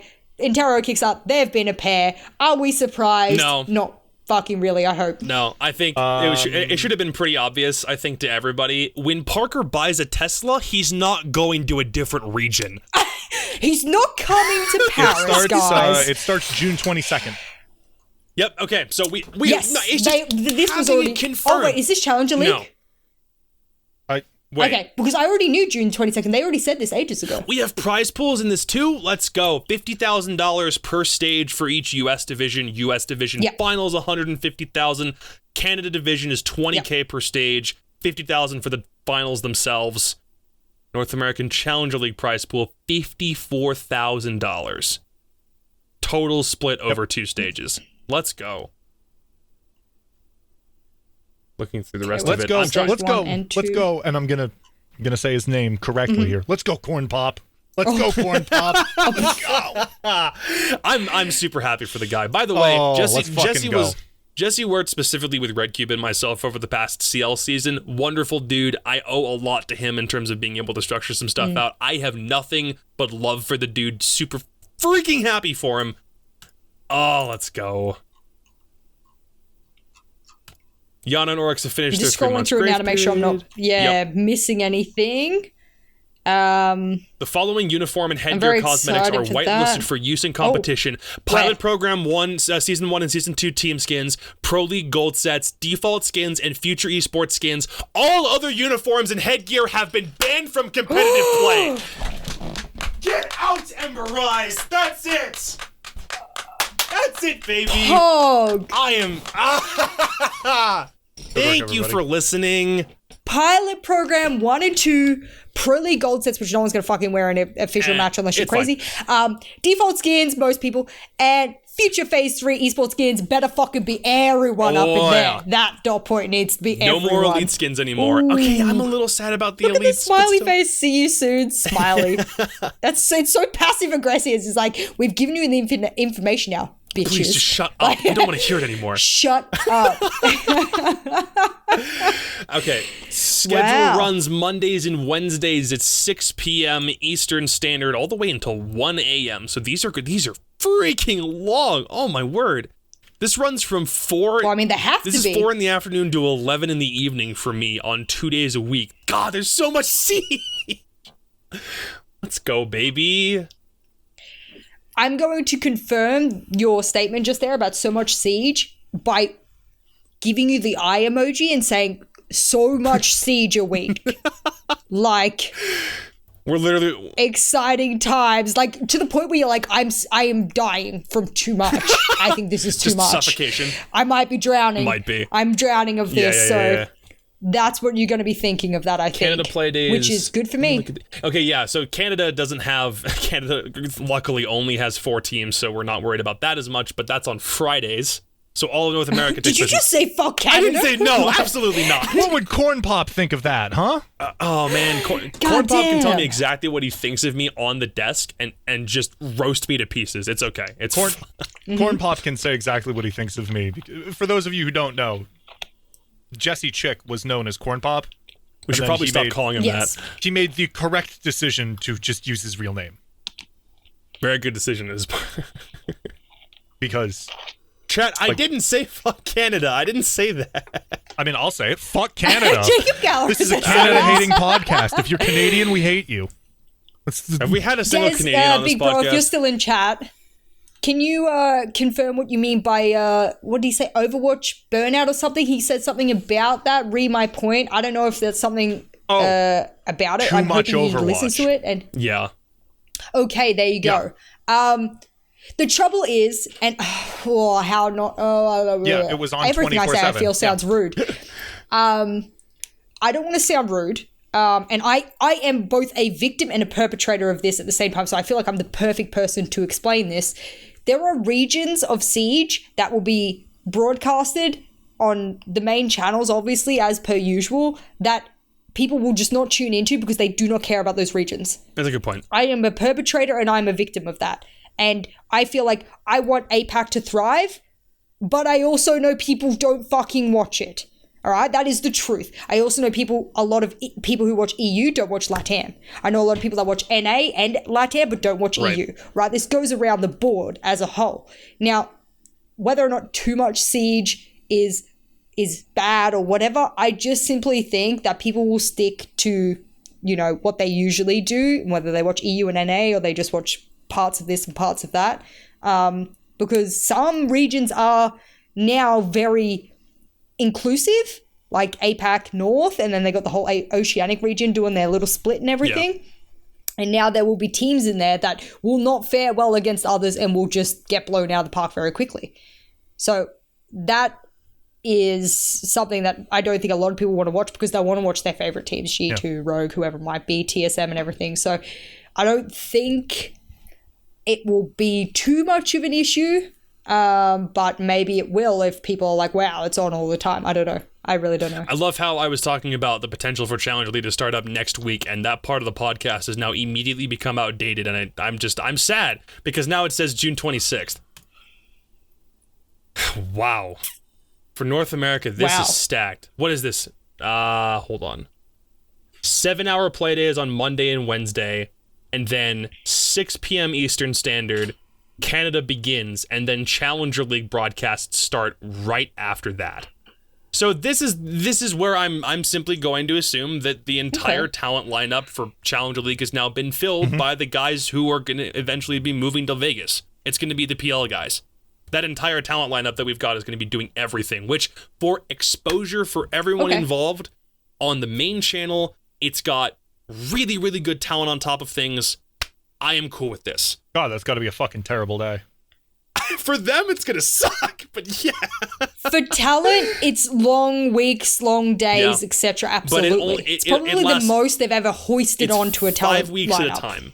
So it's not like they're doing this the whole way year round. They have an end time. They just got to get through it week by week. Well, you got to think about the summer break. Well, I'm thinking about Europe here, but you think about the summer breaks all of August. No one's going to be doing shit. Like, they've got, hey, off I go, fucking, flying around wherever, holidaying or whatever, because you got time off kind of thing. So you're right. There are very specific phases where things are 100% and then you got a huge break.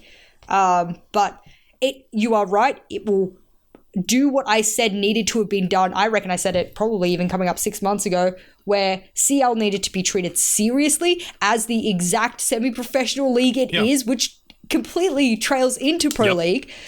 Players need to be both aware of the professionalism that is required, enact that professionalism, and then see what it's like to behave inside a professional environment that way, of which this would be one. And it would also give a lot of platform for those players, so on and so forth. And we finally get this serious professional environment that they deserve, because it's literally called semi-professional league. You know what I mean? Like, that is what it is. It's not like fucking tier 3. This is tier 2. It's like, there's no other steps. You know what I mean? Jeez, that's great. That's awesome. I mean, you just go to Challenge League and suddenly Intero is casting your game. You know what I mean? I'm giving an example here. Like, oh, shit, I kind of made it, guys. Like, cool, I'm glad you feel that way, because you did, man. Maybe you never make Pro League, but fuck yeah, I feel like you made it. And people will absolutely be taking it more seriously just because of the broadcast talent that's there. You have any idea how often people are asking where Kixon and Taro is on broadcast? Like, if for some reason, like, God, heaven forbid, it's not them, they're like, where's my favorite casting duo? They're doing CL, which just legitimizes the competition there even more. I have zero complaints about this. From a viewer perspective and someone who wants the scene to just keep going up, this is good. This is very, very good. Yes, I agree. Someone in chat said, I can't wait for Parker to cast Bra and PogChamp. I understand. You know what? I understand, and it might have been Parker, but I'm probably totally wrong. One of them made a post about how ridiculous the names were and how unprofessional it made the scene seem because of those names or whatever, and the way that they behaved or whatever. I don't care about their fucking names, right? I don't care. As long as they're appropriate, I could not give a fuck about their names, in all honesty. But if there is, and we spoke about before about gatekeeping and whether it's conscious or subconscious, if talent goes into it giving less of a fuck, that will be an issue. Yeah, right. I agree that everyone's professional. Everyone I've met in the talent scene, everyone who worked SI, I was around, I worked with intimately or not intimately, didn't matter. And I would make that big assumption that they're all going in there going, we give all of this the best shot that we've got, because it's our job to come in from 8 to 3 and then boom, we get it done and it's great and everyone's happy. I pray there's not ever a moment, whether accidental or intentional, that the talent makes it look like a joke when it is not. I'll hope and pray for the same thing. I just don't want that. Yeah. And I don't think it will ever be intentional will be the trouble. Is because they'll turn around and go, oh, I didn't mean for it to sound like I was downgrading the level of play here or whatever it might be. And casters have done that before accidentally. We've got a few recent examples. I won't say them because I don't want to bring up bad wounds, of course, for some people. But they've said things and you can tell they didn't mean it in the demeaning way that they said it, but it's live on a cast and it's forever there. So that's when it's a tricky line to pull out of. So I do hope it gets the full oomph that we really all know it deserves, even if it is Bra or PogChamp. I hope they don't sit there railing their names live on podcasts. Do you know what I mean? Like, I hope that's not what it turns into, it devolves into. Right. I hope they just take it, run with it, and maybe these teams change their name in the future or whatever, or maybe they make it a marketing ploy of some type, whatever it might be, if they don't get orgs. Australian CS player, right? And this is what I go back to whenever we talk about professionalism. You know exactly who I'm about to say. Yep. I love him. I do love him. There's an Australian CS player named Dick Stacey. And every time he gets on an interview, every time, he manages to say shit like, we're going to go in hard. We're going to do it thick and fast. We're going to get in there and we're going to blow them all up. We're going to blow all over them. Right? I love Dick Stacey. Just like the most rancid shit possible. And his name is Dick Stacey. And I think personally, I think there's plenty of room for that kind of He stuff. says, you know what he says? He goes, are you ready for the dick? Yeah. And I often think to myself, well, I think that's hilarious, but I'm Australian. Yeah. So I don't know how others feel. No, it's Dick Stacy's great. And we take it in stride. We love it over here. Don't worry. He made it to a major, which means that he has a CSGO sticker that's literally just the word dick. Yep. Because he kept trying. It's really good. He kept trying to draw a penis on his sticker, like hidden. Oh. Like he would do the S, and then put it with the D in a way that would that it would be Dick Stacy, and he kept like drawing penises, and then because he's an absolute Chad, because it was his. He really is. I don't think he's ever serious. No, it was his entire goal to just like he's like, yeah, we play video games for a living. I mean, if you take this seriously, he's the biggest shitposter pro CS has ever had. Yeah. Yeah. But there's a CSGO sticker that literally, because his name is Dick Stacy, Counter-Strike was just like, I'm going to put your fucking name in Comic Sans if you do not get us something we can work with. And he goes, fine. You know what? Fuck it. I'll just write my name. And he just wrote Dick on his sticker in big block letters, and it just says Dick. Yep. It's one of the best-selling CSGO stickers. It is actually kind of a nice sticker. Got to be. Everyone's just like, you're just gonna put Dick on a sticker? Yeah, all right. Yeah, I love it, dude. So, can we talk about that topic, by the way, now? No, we can't. Absolutely not. Oh, Roger. Yeah. Oh, yeah. These two were talking about like some really weird unknown thing that I don't know about. That nobody knows about. Why won't you tell us though? I want to know. Because I think it's something that is probably hidden for a reason. Yeah. I'm banned on Twitter. I need leaks. Please help me. I'll give you a leak. Are you ready? Oh. Valley's on a desk. There's your leak. What? Thank you for watching this episode of Hammer. All right, we've hit about a 2-hour runtime, so before this goes any crazier, I think we've gone through most everything that we wanted to go through. Jess. Yep. Cool. 30 seconds to a minute. If you got anything that you want to promote or plug, anything that you'd like to shout out, the floor is yours for a bit. Cool. Firstly, thank you for having me on, guys. I love you dearly. I love you, Chowder, a lot. Secondly, if any of you follow me on Twitter, you'll know that I've done the eyes emoji. That is, everyone in Siege knows that is, impending an announcement of some kind. Within the next 24 hours, expect, Gucci things to pop up about my future. I've been hiding it for months and months and months and months, but it is to come to fruition very shortly. So I appreciate you guys, especially if you're from my community and you're here or you're listening to this later. I appreciate you guys a lot. Check out that announcement. I appreciate it. And someone asked about the prep phase. I have been waiting for this announcement before I do more things with it, because I am actually afraid I might accidentally say things that are covered by NDA, which I definitely don't want to do. I take them very seriously. So I haven't done any because I talk for so long. Maybe I'll spill something, and when it's live, you can't take it back. So that's really all. But yeah, you can follow me on all social medias. I'm Jessgoat everywhere. And no shout out to the girl on Instagram who made me pay $500 for Jessgoat a year ago. Fuck you. That's how I'm signing off, bitches. Thank you for listening to the Hammered Podcast, the only podcast where we throw shade at people who sell Instagram handles. It's the best Siege podcast about shady internet handles we've ever had. Anyway, at Chowderhead, if you're listening, I have unlimited resources. Please give me your fucking handle. At Chowder refuses to give it. I have offered him $500 for the handle, and he has said no. Wow. What? His fucking account is at Chowder, and his description is literally, I am not getting rid of this. So, mind you, I had to swindle this girl to give me the only account I didn't have Jessgoat on, which was Instagram. At the time, I was running Jess Bolden, just my name. And I turned around and I said, look, and she happened to be a fucking Australian girl. So we know what Australian girls are like. Fuck them, hey.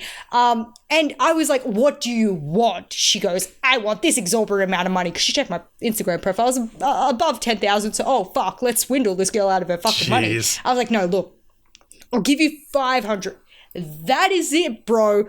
step away, take the money, and she goes, send it first. I said, no, give me your name first. I'm like, this is not how it goes. I don't send money and then hope that you get rid of the name. So here we are. I'm Jessgoat everywhere, ladies and gentlemen. That's how we did it. All right. And I will probably never be on Twitter again, so I will never have this problem. Thank you for watching, everybody. Thank you for watching. Please end this. Please. Thank you.